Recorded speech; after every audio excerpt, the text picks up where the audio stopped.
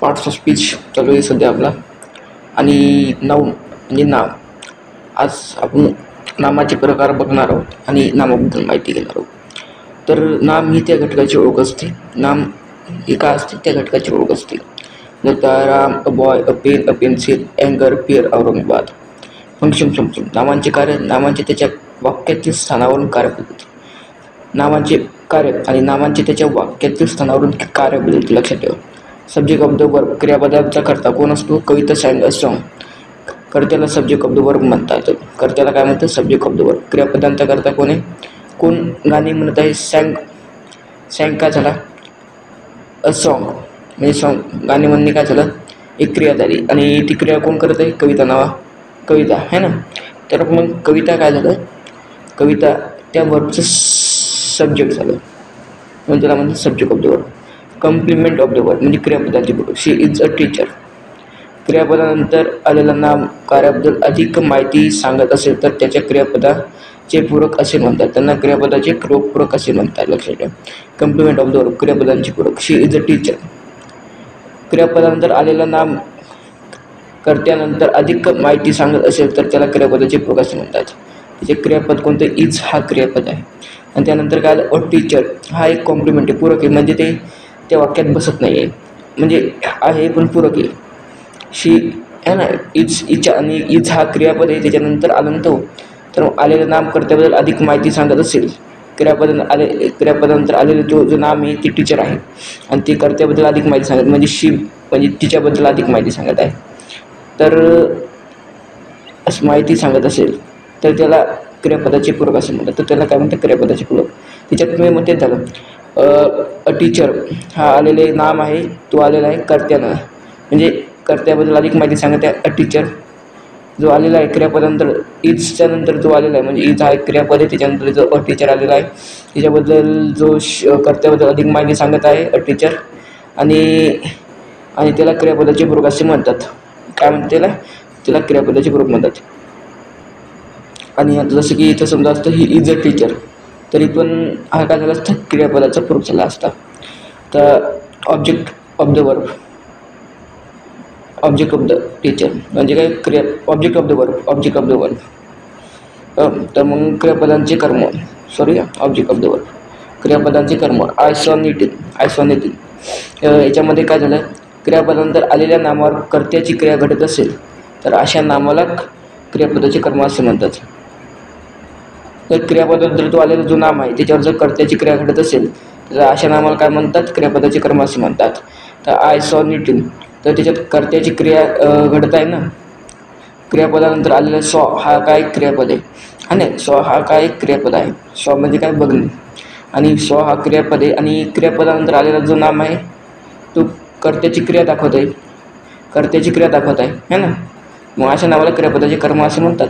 मग जो नितीन नाव आहे तो कर्त्याबद्दल माहिती सांगत आहे ना, कर्त्याची क्रिया दाखवते म्हणजे तो कर्त्याची क्रिया दाखवत आहे ना. तर मग तुझं नाम आले ती कर्त्याची क्रिया दाखवत आहे.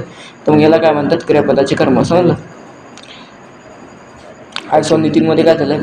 सॉ हा काय झाला? एक क्रियापद झाला. आणि सॉ नितीन हा क्रियापदानंतर आलेला जो नाम आहे तो नितीन आहे. आणि तो नितीन काय करते? कर्त्याबद्दल अधिक माहिती सांगते म्हणजे आयबद्दल अधिक माहिती सांगत आहे. तर अशा नामाला काय म्हणतात? क्रियापदाचे कर्म असे म्हणतात. तर काय म्हणतात? Object of the verb. इथं जर असं पण आलं असतं ही सॉ नितीन तरी पण ते झालं असतं. शी सॉ नितीन असतात ते पण तरी पण आलं असतं. तर आता आहे ऑब्जेक्ट ऑफ द प्रिपोजिशन. शब्दयोगी अव्ययाचे कर्म. I spoke to Nitin. शब्दयोगी अव्ययानंतर आलेल्या नामाला शब्दयोगी अव्ययाचे कर्म असे म्हणतात. I spoke to Nitin. शब्दयोगी जो अव्यय आहे त्याच्यानंतर आलेला जो नाम आहे त्याला काय म्हणतात? अव्ययाचे कर्म. शब्दयोगी अव्ययाचे कर्म असे म्हणतात है ना. Object of the preposition. I spoke to Nitin.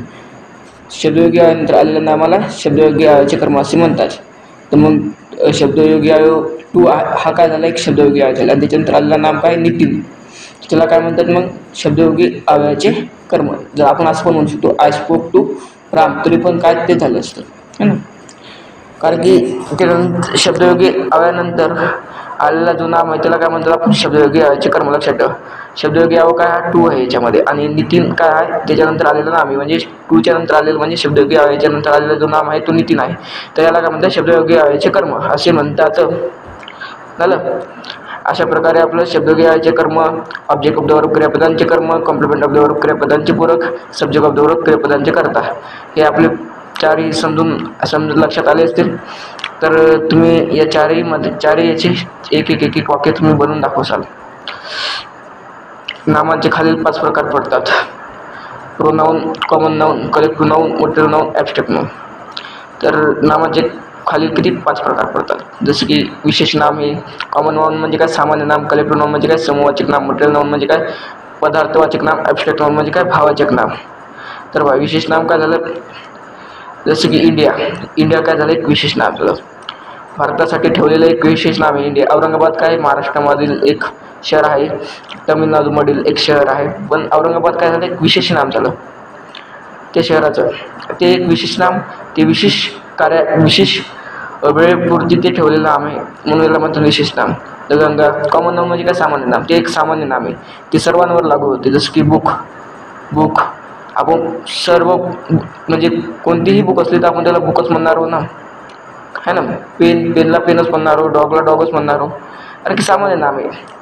त्या बुकचं नाव जसं की जर समजा त्या बुकचं नाव इंग्लिश स्पीकिंग कोर्स असू शकते, नाहीतर एखादी कथाचं बुक असू शकते, पण त्या बुकचं नाव असू शकते ते, पण आपण त्याला शेवटी बुकच म्हणतो. का नाही, ते बुक काय झालं एक सामान्य नाम झालं. डॉग म्हणजे कुत्रा, ते कुत्र्याचं नाव टॉमी असू शकते, काही असू शकते, तर कुत्रा काय झालं डॉग, तर ते डॉगचं तेच नाव झालं ना, डॉग म्हणजे काय सामान्य नाम झालं. आणि पेनचं तसंच झालं आहे ना. आता कलेक्टिव्ह नाम म्हणजे काय समूहवाचक नाम. Class, family, flock. क्लास काय झालं, क्लास खूप वर्गामध्ये खूप मुलं असतील तर त्यांचा एक समूह काय बनते क्लास, त्यांच्या समूहाचा म्हणून एक क्लास बनते. फॅमिलीमध्ये काय खूप मेंबर असतात, त्या मेंबरचा एक समूह बनतो म्हणजे ते काय असतं फॅमिली. फ्लॉकमध्ये काय खूप पक्षी असतात, थवा, फ्लॉक म्हणजे काय थवा, त्याच्यामध्ये खूप पक्षी असतात आणि त्यांचा एक समूह काय बनतो फ्लॉक. मटेरियल म्हणजे काय पदार्थवाचक नाम. Paper, water, salt. पेपर काय झालं एक पदार्थवाचक नाम झालं.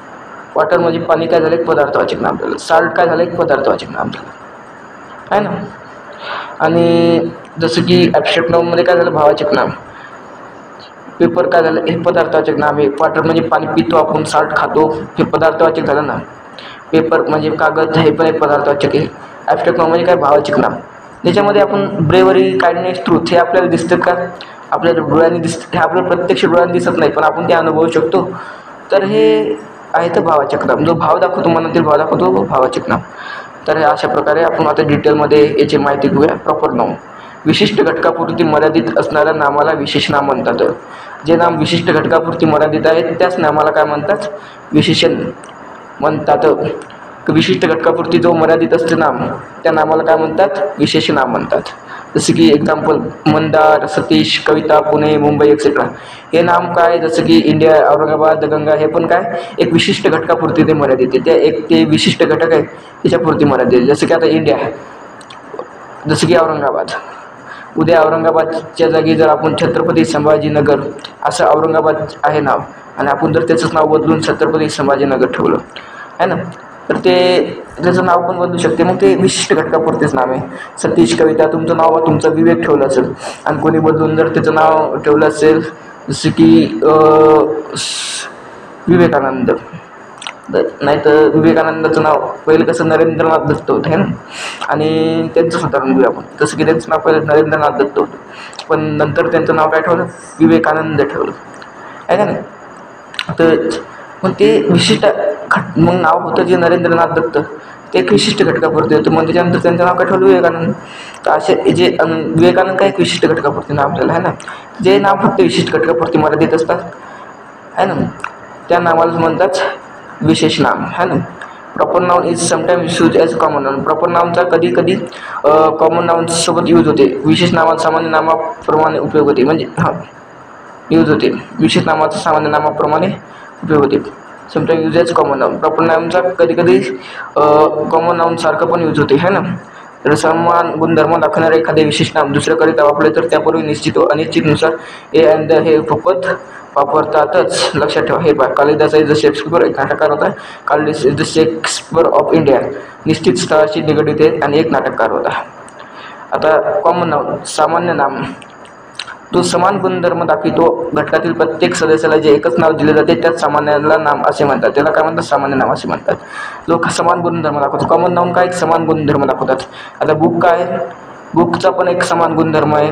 Bat, man, dog etcetera, girl, baby, star, tree, bird etcetera. ते काय? हे जे नाम येतं हे समान गुणधर्म दाखवतो, त्याला म्हणतात कॉमन नाउन. आपले एकदम थोडक्यात हे प्रॉपर नाउनची काय थोडक्यात डेफिनेशन आहे. विशिष्ट घटकापुरती जो मर्यादित असते ते असतं प्रॉपर नाउन आणि समान गुणधर्म जो दाखवतो ते असतं कॉमन नाउन. घटकातील प्रत्येक सदस्याला जे एकच नाव दिलं जाते, त्या घटकातील जो त्या जातीच्या आणि त्या घटकातील लोकांना जे एकच प्रत्येक सदस्याला जे एकच नाव दिलं जाते त्याला सामान्य नाव असे म्हणतात. मग बुकला बुकच नाव दिलेलं आहे. त्याच्या सदस्याला पण ते एकच नाव दिलेलं आहे, त्याला म्हणतात सामान्य नाम आहे ना. तर हे त्याचे उदाहरण दिलेले आहेत खाली. Book, man, dog, city, girl, baby, star, tree, bird etcetera. तर आपल्याला प्रॉपर नाउन काय? विशिष्ट घटकापुरती मर्यादित, एवढंच लक्षात ठेवा.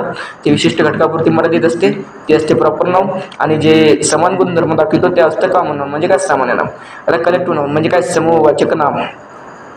एकाच जातीच्या किंवा समान असणाऱ्या अनेक व्यक्ती किंवा वस्तू यांच्या समुदायाचा एकत्रित उल्लेख जेव्हा केला जातो त्याला त्या समुदायवाचक किंवा समूहवाचक नाम असे म्हणतात. एका जातीच्या किंवा समान असणाऱ्या अनेक व्यक्ती, एका जातीच्या किंवा समान असणाऱ्या अनेक व्यक्तींचे जे किंवा वस्तू यांचा त्यांच्या समुदायाचा एकत्रित उल्लेख केला जातो तर त्यांचा समुदायवाचक किंवा समूहवाचक नाम असे म्हणतात. जे एका जातीचे जे किंवा समान असणाऱ्या, एका जातीचे आहेत ते आणि समान आहेत, जे एका जातीचे आहेत आणि समान आहेत आणि त्यांचा ग्रुपमध्ये उल्लेख केला जातो. ती व्यक्ती असू शकते किंवा वस्तू असू शकते. तेव्हा एका जातीचे असतात ते, त्यांचा समान असणाऱ्या आणि एका जातीचे आहेत, समान आहेत आणि त्या व्यक्ती पण आहेत, वस्तू पण आहेत आणि त्यांचा समुदायामध्ये एकत्रित उल्लेख केला जातो. तर अशा शब्दाला काय म्हणते? अशा शब्दाला समुदायवाचक किंवा समूहवाचक नाम असे म्हणतात. तर जसे की कलेक्टिव्ह नाउन म्हणजे काय? समूहवाचक नाम नाही तर समुदायवाचक नाम. मग एक्झाम्पल आर्मी काय झाले? एकाच जातीत झाले. त्याच्यात आर्मीमध्ये काय एकाच जातीचे लोक झाले ना, प्रत्येक माणूस आर्मीमध्ये. तर आता आर्मीमध्ये एकाच जातीत झाले. ग्रॉसरी, बंच, बंडल, क्राऊडमध्ये पण एकाच जातीत झाले आहे ना. समान आहेत ते व्यक्ती किंवा वस्तू पण असू शकते आणि समुदायाच्या अनेक एकत्रित उल्लेख केला जातो तेव्हा त्याला काय म्हणतात? समुदायवाचक नाम किंवा समूहवाचक नाम असे म्हणतात. जसे की grapes of bunch, crowd of people है ना, याला काय म्हणतात? समूहवाचक नाम. तर आता आपण समूहवाचक नाम आपल्या लक्षात आले असेल. समूहवाचक म्हणजे काय? एकाच जातीच्या किंवा समान असणाऱ्या अनेक व्यक्ती किंवा वस्तू यांचा समुदायवाचक एकत्रित उल्लेख जेव्हा केला जातो त्याच समुदायाचे किंवा समूहवाचक नाम असे म्हणतात. तर आपल्या प्रॉपर नाउन काय? विशिष्ट घटकापुरती मर्यादित असते आणि कॉमन नाउन काय? समान गुणधर्म दाखवितो आणि कलेक्टिव्ह नाउन काय? एका जातीचे किंवा समान असणाऱ्या अनेक व्यक्ती किंवा वस्तू यांच्या समुदायाचा एकत्रित उल्लेख ज्या शब्दाने केला जातो त्यास समुदायवाचक किंवा समूहवाचक नाम असे म्हणतात. आता हे पण आपल्या लक्षात आले असेल. आता आपले शेवटचे दोन राहिले, एक मटेरियल नाउन आणि एक ॲब्स्ट्रॅक्ट नाउन.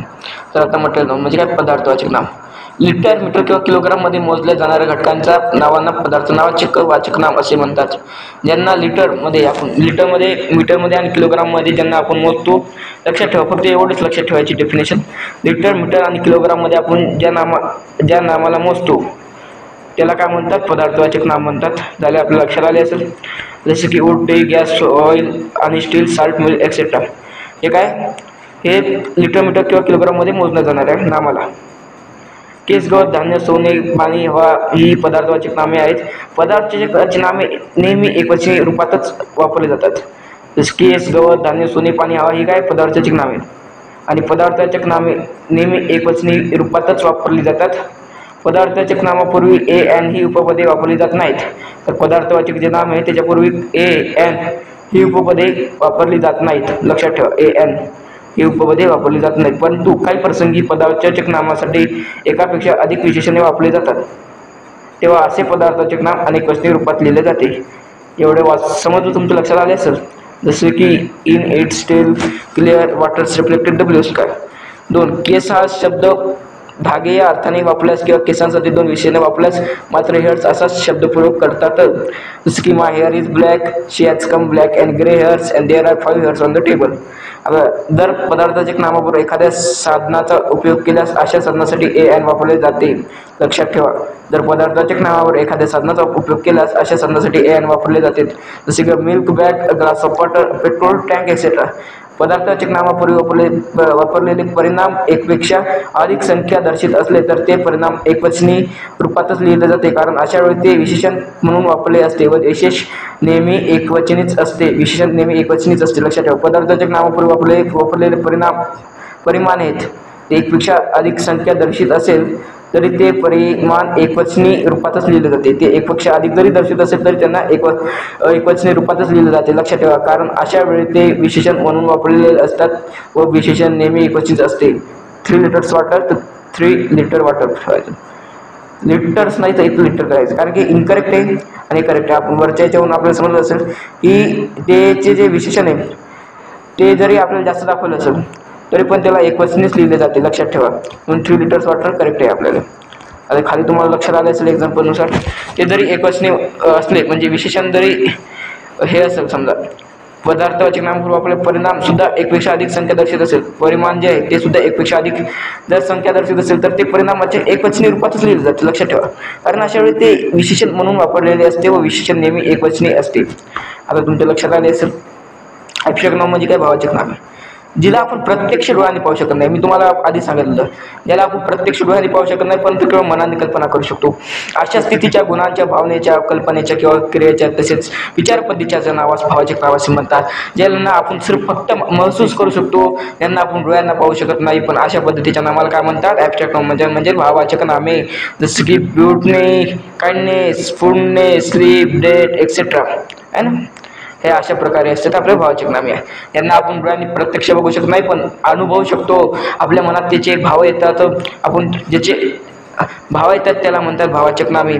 जसे की भाव येणे है ना, जसे की राग येणे, हसणे, ब्युटी, काइंडनेस, फूडनेस, स्लीप, झोपणे, डेट एक्सेट्रा. आपल्या मनामध्ये काय फक्त भाव येतात पण आपण ते प्रत्यक्ष बघू शकतो का? नाही, फक्त ते आपल्या मनामधील भाव आहेत. आपण त्यांना प्रत्यक्ष डोळ्यांनी पाहू शकत नाही पण महसूस करू शकतो. त्याला म्हणतात भावाचक नामे. भावाचक नामाचे खालील 3 प्रकार पडतात. क्वालिटी म्हणजे काय? गुणदर्शक, हॉनेस्टी, विजडम. स्टेट म्हणजे स्थितीदर्शक, पॉवर्टी, फ्रीडम. ॲक्शन म्हणजे काय? कृतीदर्शक, मुवमेंट, थेफ्ट. मूळ भावाचक नामा व्यतिरिक्त इतर शब्दांतूनही खालीलप्रमाणे वाचक नामे तयार करता येतात. ॲब्स्ट्रॅक्ट नाउन फ्रॉम ॲडजेक्टिव्ह, विशेषणापासून भावाचक नामे पाहता. लॉंग पासून काय? नाउन काय? लेंथ. वाईज पासून विजडम येते. ब्रेव पासून ब्रेवनेस, ब्रेवरी. ॲडजेक्टिव्ह पासून काय बनवायला आपण? ॲब्स्ट्रॅक्ट नाउन बनवायला लागलो. ॲडजेक्टिव्ह पासून आपण ॲब्स्ट्रॅक्ट नाउन बनवायला लागलो. म्हणजे काय? विशेषणापासून आपण भावाचक नावे बनवायला लागलो. जसे की लॉंग पासून लेंथ, वाईज पासून विजडम, ब्रेव पासून ब्रेवरी, ब्रेवनेस, हाय पासून हेड, हंबल पासून हंबलनेस, स्ट्रॉंग पासून स्ट्रेंथ, स्लेव पासून स्लेवरी, रॉयल पासून रॉयल्टी, रिच पासून रिचनेस, ट्रू पासून ट्रूथ, फ्री पासून फ्रीडम, डीप म्हणजे डेप्थ, यंग म्हणजे यथ, क्रूअल म्हणजे क्रुअल्टी, पोअर म्हणजे पॉवर्टी, सिक्रेट म्हणजे सिक्रेसी, रेग्युलर म्हणजे रेग्युलरिटी आणि प्रुडंट म्हणजे काय? प्रुडन्स. तर हे झाले आपले. आता क्वालिटी म्हणजे काय? गुणदर्शक. जो आपल्यातील गुण दाखवतो त्याला म्हणतात गुणदर्शक. Honesty. Ram is the honest boy. तर रामची काय क्वालिटी आहे? तो हॉनेस्ट आहे, ही क्वालिटी आहे. Ram is the wise children. Ram is wise children. तर हुशार आहे राम. हॉनेस्टी, वाईजडम हे काय झालं? खुशाल. म्हणजे त्याच्या राममधील गुण दाखवत आहेत म्हणून काय म्हणतात? गुणदर्शक. स्टेट म्हणजे स्थितीदर्शक. Poverty, freedom. India is not freedom in 1940. India is not freedom in 1940. Bharat 1940 मध्ये स्वातंत्र्य नव्हता. त्याच्यामध्ये काय? फ्रीडम. तर त्याच्यात भारताची स्थिती दाखवत आहेत. पॉवर्टी ती पण एक स्थितीदर्शक शब्द आहे जो स्थिती दाखवतो है ना. ॲक्शन, कृतीदर्शक. Movement, theft. The man was going to जात आहे म्हणजे तिचे नाही. The man move the hands. The man was going and the man moved the hands. The man moved the hands है ना. The man was going and the man moved the hands. तर move हा काय झालं? कृती दाखवते त्या माणसाची म्हणजे ॲक्शन. थेफ्ट पण आहे ना. तर हे बघा, स्थिती क्वालिटी म्हणजे काय, गुणदर्शक. जो आपल्यामधील गुण दाखवतो तो असतो गुणदर्शक. स्टेटमध्ये स्थितीदर्शक. ती तेव्हाची स्थिती दाखवते म्हणजे फ्रीडम, तेव्हा स्वातंत्र्य नव्हतं. भारतची तेव्हा भारताची स्थिती होती. क्वालिटी म्हणजे गुणदर्शक, ती रामची जी काय क्वालिटी आहे ते दाखवली. ॲक्शन म्हणजे मुवमेंट दाखवलेली आहे हाताची पायाची, तर त्याच्यात मी काय दाखवले, खुर्ची दाखवलेली आहे. तर अशा प्रकारे आहे. तर आपण आता हे सर्व बघितलेलं आहे. आता आपण पुढे आता पुढचं आपण काय शिकायचं, उद्या आपण जेंडर शिकू, म्हणजे जे लिंग म्हणजे काय हे शिकूया. आज त्यासाठी एवढंच.